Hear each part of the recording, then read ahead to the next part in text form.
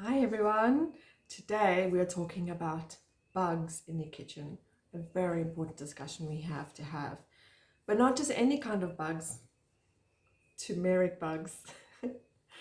So why would you want to create a turmeric bug?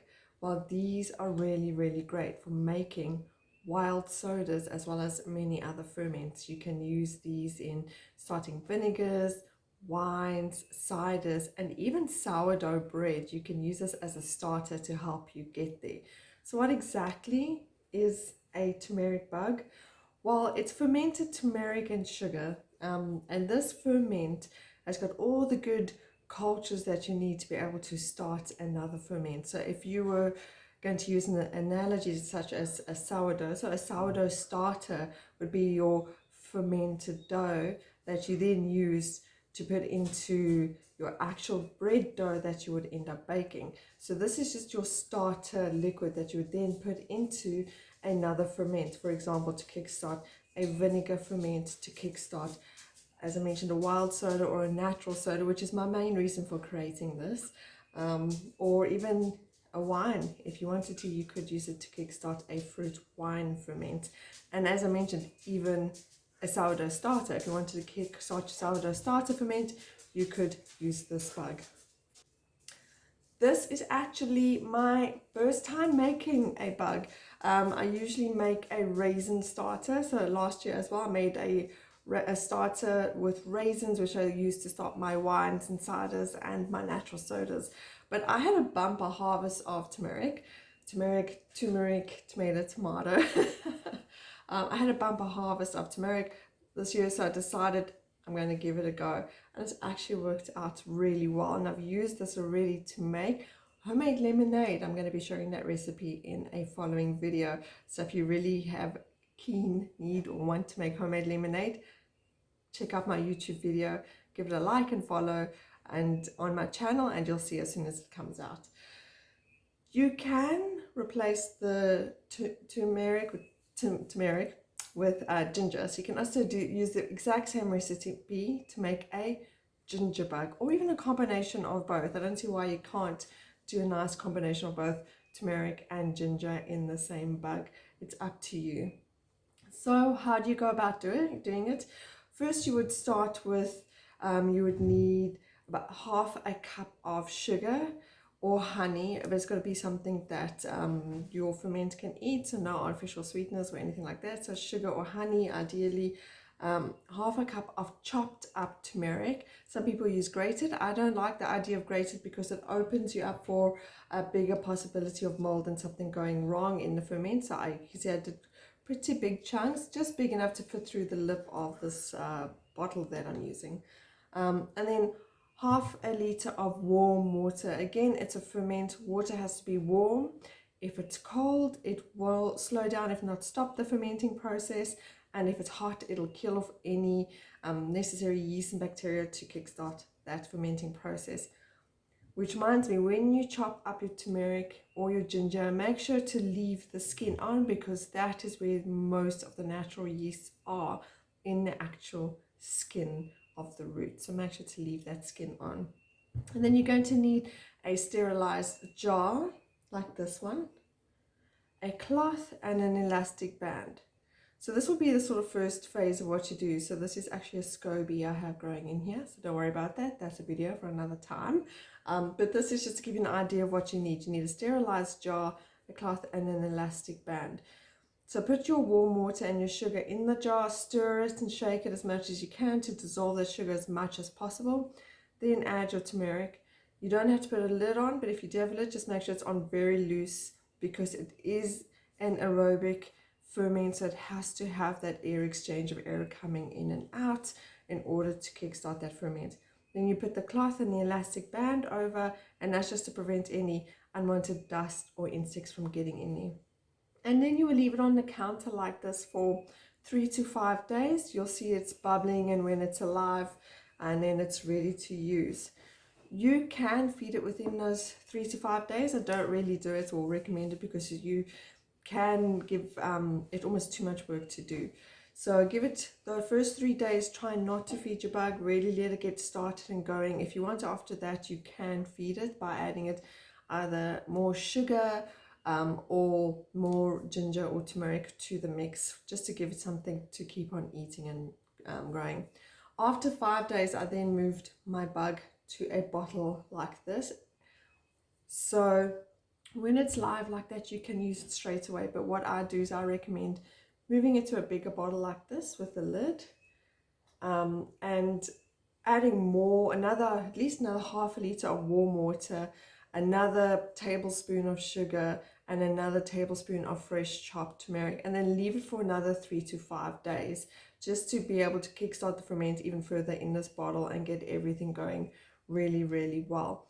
And I do that, and I recommend that just so that you can make sure you have enough liquid for when you want to start using your actual ferment, because there's nothing worse than getting a bug started. And I know from experience, because I've done this, you get a bug started and you get so excited and you end up using all the liquid, because you need so much liquid in order to create a wild soda or a vinegar or a wine. You need about half a cup to a cup worth of liquid. So if you have a small little bottle like this, you can easily end up using all of this liquid in your first ferment, and then you kind of have to start from scratch again. If you do it like this, you have enough to start your ferment and then feed your bug to get it ready for the next one. When you're not using your bug and it's just sitting, because you keep this at room temperature, because ferments love the warmth, you keep this at room temperature on your kitchen counter. Remember to burp it from time to time to release the buildup of CO2. The weather's been a bit cold here today, so I don't know if it's going to do it today. Yep, a little sparkling. Sorry, it's been a bit cold, so all my ferments are struggling a bit. I've put them all on heating pads, and actually I'll need to make a video of a nice homemade way to heat up your ferment. So there is some bubbles in here. It is fermenting. It is still active. It's just a little slow today because it is cold weather. So what I do is I just burp that once a day to prevent the buildup of the CO2. When you see your ferment slowing down, you need to feed it. So when it's like this and you're not using it, I recommend feeding it every 3 days or so, and you can feed it by adding fresh chopped turmeric or some more sugar, just a teaspoon of sugar or a tablespoon of sugar and a tablespoon of fresh chopped turmeric. You can add both if you want. It's not necessary because you're feeding a live ferment. Once you've used it, so when you feed it like that every day, you can use it straight away. You don't have to worry about waiting because it's been sitting on your counter for a couple of days and it is already active.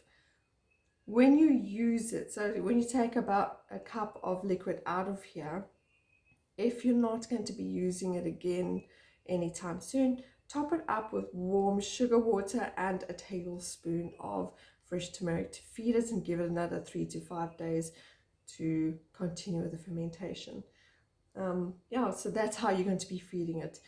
When you're not in use, just feed it once every 3 days just to keep on making sure it has something to eat. When you do use it, top it up and then wait a few more days again before you use it. I hope that makes sense. I have all of this down in much better description on my blog post, which I will be putting in the link below for you to have a check out for the full recipe and instructions in writing. So yeah, just a quick read, like I mentioned, how to do heating pads. So I know heating pads are expensive. I actually don't own any heating pads for my ferments, and we've been going through a bit of a cold spell the last few days. So what I do is I take a glass plate and I put it in the microwave for about a minute until it's nice and warm, not too hot because you don't want to cook your ferment until it's nice and warm.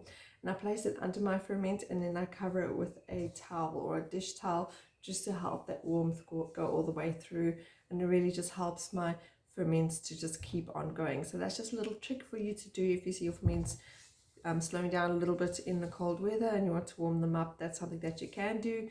You can do it for sourdough starters, you can do it for bugs, you can do it for any ferment that you currently have on your counter. I actually have a rice sherry on the go and it slowed right down overnight. I've been a bit worried about it, so right now it's wrapped around with a nice hot water bottle and a warmed up plate and a towel just to keep it warm and keep it going until the weather warms up again. So do keep an eye on your ferments during colder weather. because sometimes they do need a little assistance just to keep on going.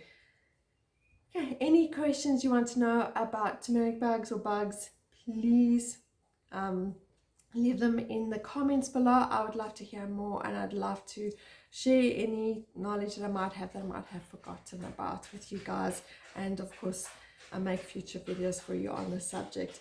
Okay, as you can see, I put a label here with the start date and the ingredients and the mix and how I went about doing it.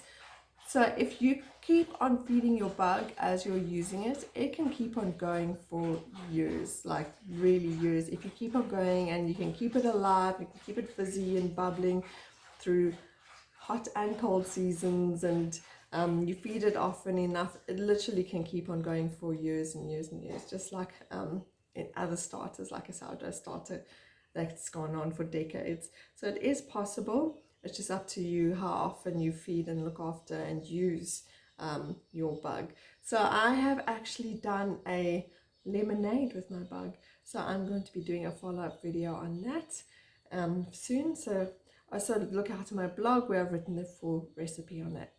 Thank you, and keep fermenting, guys.